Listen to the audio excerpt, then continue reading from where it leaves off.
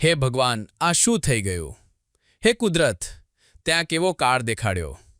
પિતાની નજર સામે જ 8 વર્ષના બાળકનું કમકમાટીભર્યું મોત થયું. પિતાને હવે નથી સહન થતી આ વેદના.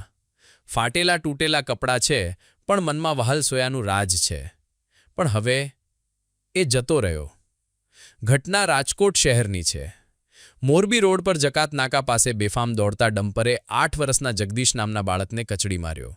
એ ઘડી યાદ કરી હજુ પણ પિતાની આંખમાંથી આંસુ સુકાયા નથી. આ પહેલી ઘટના નથી. રાજકોટ અને ગુજરાતમાં બેફામ દોડતા ડમ્પર અનેક પરિવારને બરબાદ કરી ચૂક્યા છે. બસ તંત્ર મોતનો તમાશો જોઈ રહ્યું છે. આ ગરીબ પરિવારની પીડા કોણ સમજશે? પિતા દીકરાને તાવ આવ્યો હોવાથી દવાખાને લઈ જતા હતા, પણ હવે તો પોસ્ટમોર્ટમ કરાવવાનો વારો આવ્યો.